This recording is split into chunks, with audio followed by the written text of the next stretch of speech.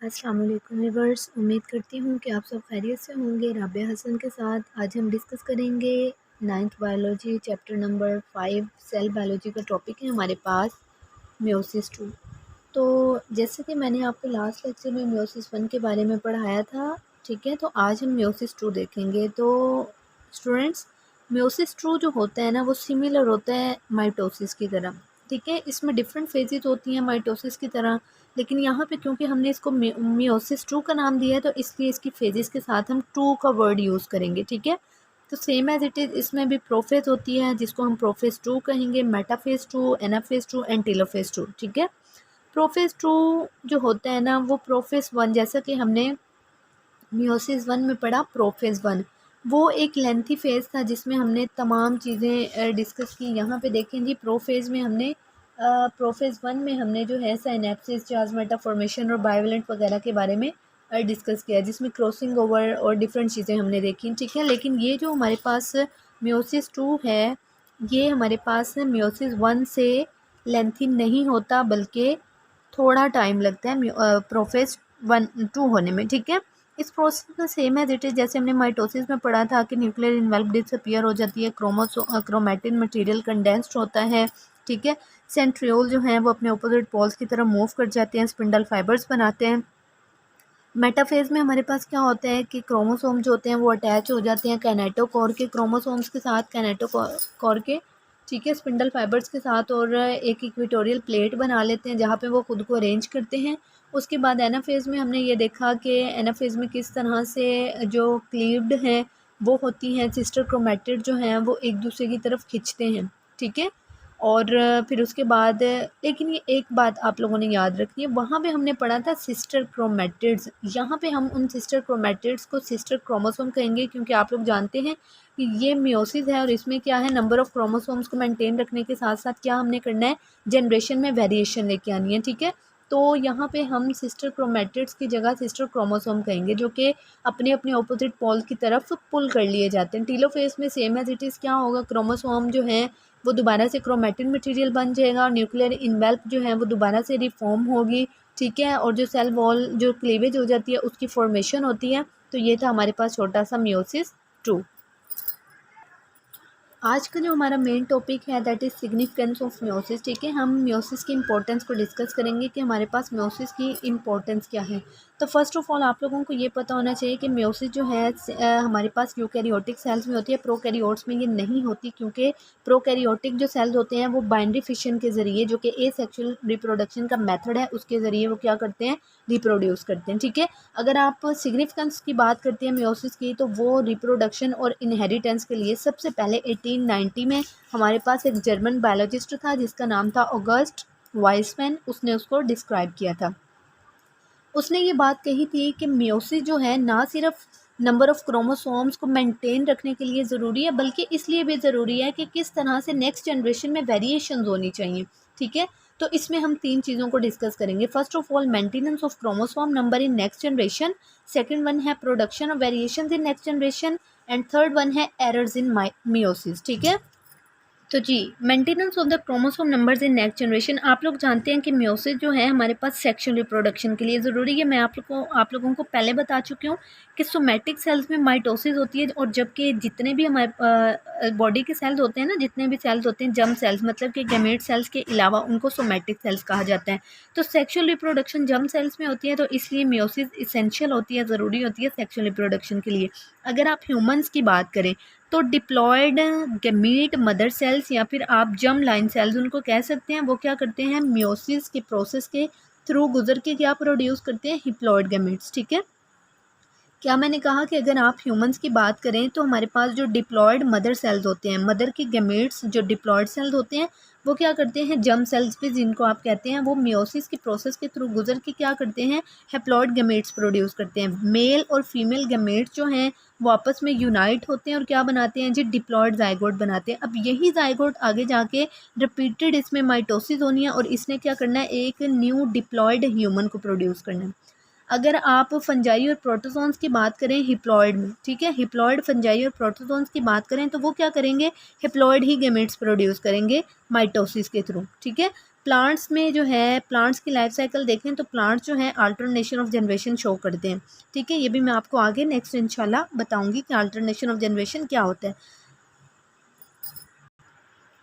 ठीक है, alternation of generation की बात करें उसके बाद हम यहाँ पे देखेंगे कि किस तरह से जो डिप्लॉयड सेल्स होते हैं स्पोरोफाइटिक जनरेशन में वो म्योसिस के थ्रू हिप्लॉयड स्पोर्स प्रोड्यूस करते हैं, और यही हिप्लॉयड स्पोर्स आगे जाके क्या करते हैं, हिप्लॉयड गेमेटोफाइट जनरेशन को प्रोड्यूस करते हैं, हैप्लॉयड गेमेटोफाइट जनरेशन बनाते हैं यहाँ पे। ठीक है, गेमेटोफाइट जनरेशन जो होती है हमारे पास वो क्या करते हैं, हिप्लॉयड गेमेट्स प्रोड्यूस करते हैं माइटोसिस के थ्रू, और यही गेमेट्स आपस में कंबाइन होकर एक डिप्लॉयड जाइगोट बनाते हैं, और ये जाइगोट जो है वो रिपीटेड माइटोसिस करके क्या करता है, डिप्लॉयड स्पोरोफाइट प्लांट बनाता है।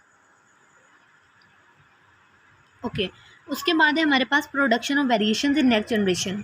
हमने पढ़ा था कि मियोसिस के दौरान जो क्रोमोसोम्स होते हैं ना, पेरेंट्स से आने वाले क्रोमोसोम पेयर्स होते हैं, वो क्रॉसिंग ओवर करते हैं। और आप लोग जानते हैं कि जिस तरह से हमारे पास क्रॉसिंग ओवर होती है डॉटर सेल्स में, तो जब हमारे पास आने वाली नेक्स्ट जनरेशन होती है तो उसमें क्या है जी, उसमें हमारे पास जेनेटिक वेरिएशंस आती हैं। ठीक है, अगर आप गेमेट्स को देखें तो वो क्या करते हैं, एक दूसरे के साथ फ्यूज़ होकर जाइगोट बनाते हैं, और यही हमारे पास इसका जो जेनेटिक मेकअप होता है वो अपने पेरेंट्स से डिफरेंट होता है। क्यों? क्योंकि मियोसिस में हमने पढ़ा कि क्रॉसिंग ओवर होती है, और आप लोग जानते हैं कि क्रॉसिंग ओवर में क्या होता है, शफलिंग ऑफ जीन्स होती है, इनके फ्रेगमेंट्स जो हैं वो एक्सचेंज हो जाते हैं, जिसकी वजह से जो आने वाला डॉटर सेल होता है वो पेरेंट से बिल्कुल मुख्तलिफ होता है। ठीक है, और यही अगर बेनिफिशियल वेरिएशन हैं तो वो क्या करते हैं, एक ऑर्गेनिज्म को adopt to the changes in environment. ठीक है, इन्वायरमेंट में चेंजेस लाने की इजाज़त देते हैं, और वो क्या करते हैं जी, इन्वायरमेंट में चेंजेस भी लाते हैं।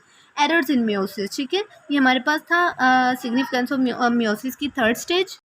तो आप लोग जानते हैं कि जिस तरह एनाफेज में हमने माइटोसिस में भी पढ़ा कि हमारे पास जो ऑपोजिट पोल्स होते हैं, स्पिंडल फाइबर्स जो होते हैं, वो क्रोमोसोम्स को एक अपने ऑपोजिट पोल्स की तरफ खींचते हैं। तो यहाँ पे भी एनाफेज 1 में क्रोमोसोम जो होते हैं वो सेपरेट होते हैं और ऑपोजिट पोल्स की तरफ मूव करते हैं। ठीक है, लेकिन अगर आप एनाफेज 2 की बात करें तो वहाँ पे जो हमने क्रोमोसोम सेपरेट पढ़े थे, यहाँ पे सिस्टर क्रोमोसोम सेपरेट होते हैं। ठीक है, और इसी को हम डिसजंक्शन कहते हैं।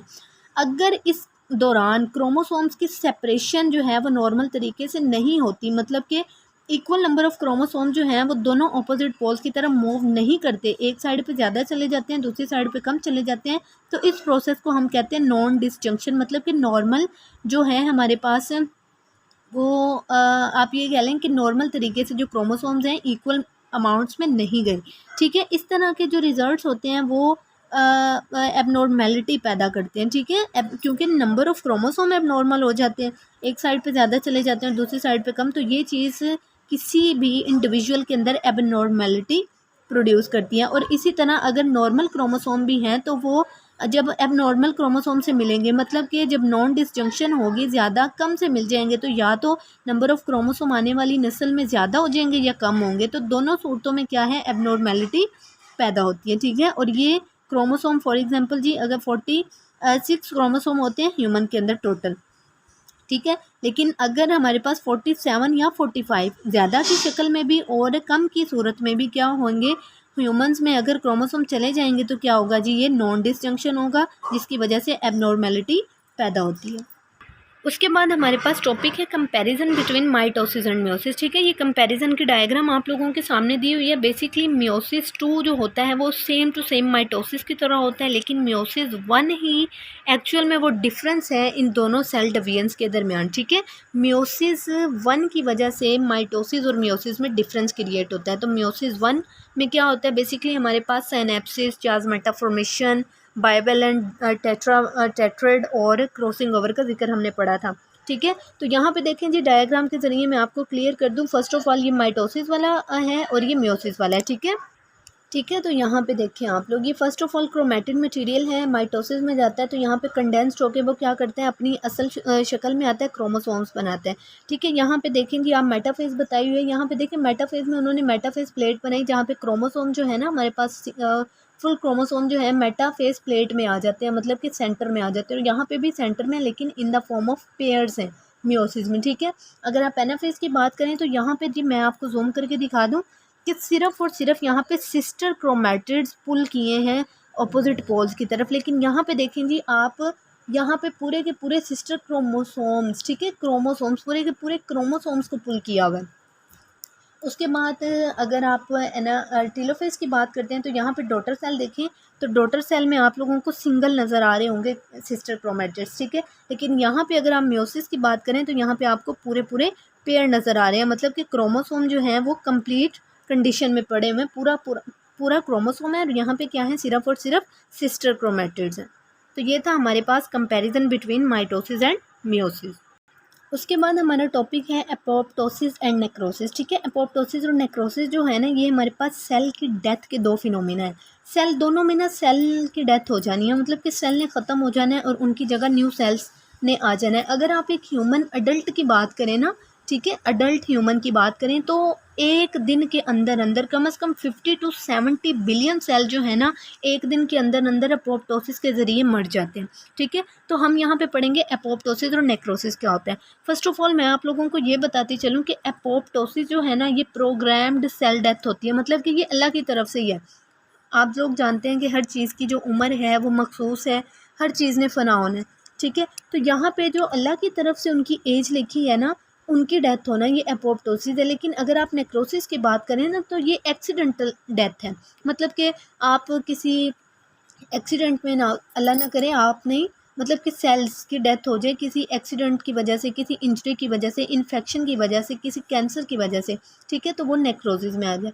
यहाँ पे हम देखते हैं कि इनकी डेथ बेसिकली होती कैसी है। एपोप्टोसिस जो है one of the main type of program cell death. इस दौरान क्या होता है एपोप्टोसिस के ज़रिए, एपोप्टोसिस के दौरान, ठीक है, सेल जो है वो श्रिंक हो जाता है, मतलब कि जो है श्रिंक होता है, सिकुड़ता है और ये राउंड हो जाता है, जिसकी वजह से जो हमारे पास सेल का साइटोस्केलेटन है ना, एंजाइम्स के ज़रिए से टूट जाता है। इसका जो क्रोमैटिन मटेरियल है वो कंडेंसेशन फॉर्म में चला जाता है, मतलब कि कंडेंस हो जाता है और न्यूक्लियर इनवेल्प जो है उसकी टूट जाती है। इसी तरीके से न्यूक्लियर जो है वो छोटे छोटे से पीसीज में कन्वर्ट हो जाता है, क्रोमैटिन बॉडीज जिसको कहते हैं, ठीक है, डिस्क्रीट हो जाता है, फैल जाता है और ये जो सेल मेम्ब्रेन होती है इसी तरह के इरेगुलर बर्ड्स बना लेती है इस न्यूक्लियस के टूटने की वजह से, और उन छोटी छोटी इरेगुलर बर्ड्स को हम ब्लेब्स का नाम देते हैं।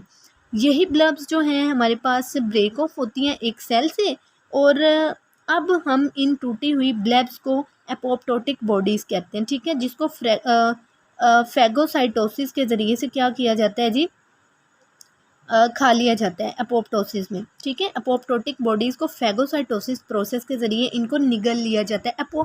बेसिकली फैगोसाइटोसिस एक ऐसा प्रोसेस है जिसमें जो सेल के जो डेथ सेल होते हैं ना, उनको क्या किया जाता है जी, ख़त्म कर दिया जाता है, खा लिया जाता है। एपोप्टोसिस बेसिकली हमारे पास एक सेल में तब आता है जब हमारे पास एक सेल डैमेज हो जाता है या फिर हमारे पास कोई भी जो सेल है वो स्ट्रेस की कंडीशन से गुजर रहा है।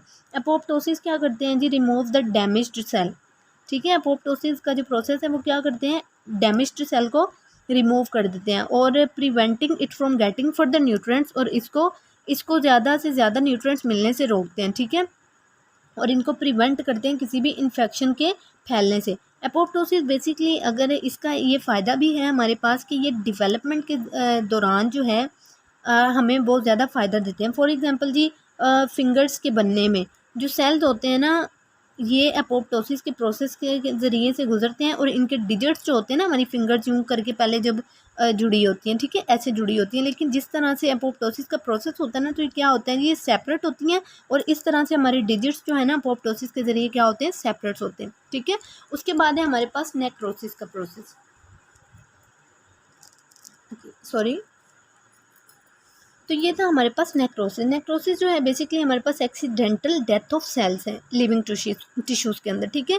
नेक्रोसिस बेसिकली हमारे पास लेस सिक्वेंशियल देन अपोप्टोसिस, ठीक है। इसमें क्या होता है, एक्सीडेंटल सेल की डेथ हो जाती है ड्यूरिंग इंजरी कह लें, इन्फेक्शन कह लें, कैंसर के दौरान, ठीक है। Necrosis occur when a cell gives hypoxic, मतलब कि ये तब भी होता है हमारे पास कि जब एक सेल को ऑक्सीजन नहीं मिलती, तो क्या होता है जी, एक्सीडेंटली ऑक्सीजन हमारे पास कम हो जाती है, सेल्स को नहीं मिलती, तो सेल की क्या हो जाती है, डेथ हो जाती है। ओके, नेक्रोसिस के दौरान there is a release of special enzymes from lysosome. Lysosome से कुछ स्पेशल एंजाइम्स रिलीज़ किए जाते हैं। जो लाइजोसोमल एंजाइम्स होते हैं वो क्या करते हैं, सेलुलर कंपोनेंट्स होते हैं ना, उनको तोड़ देते हैं और ये क्या करते हैं, एंड आल्सो में release outside cell to break surrounding cells. और क्या करते हैं ये, उन्हीं सेल्स को, जो ये एंजाइम्स होते हैं, ये सेलुलर कंपोनेंट्स को तोड़ के इनको बाहर रिलीज़ कर देते हैं, ताकि ये दूसरे सेल्स को भी क्या करें, इनके जो इर्द गिर्द के सेल्स हैं उनको भी क्या करें, ब्रेक कर दें। ठीक है। Cells that die by necrosis, वो सेल जो नेक्रोसिस से मर जाते हैं, में ऑल्सो रिलीज हार्म केमिकल्स। अब जाहिर सी बात है, जब सेल्स बॉडी के अंदर ही डाई हो जाएंगे तो उन्हीं सेल से हार्मफुल केमिकल्स रिलीज होते हैं, जो कि क्या करते हैं, बाकी सेल्स को भी डैमेज करते हैं। ठीक है।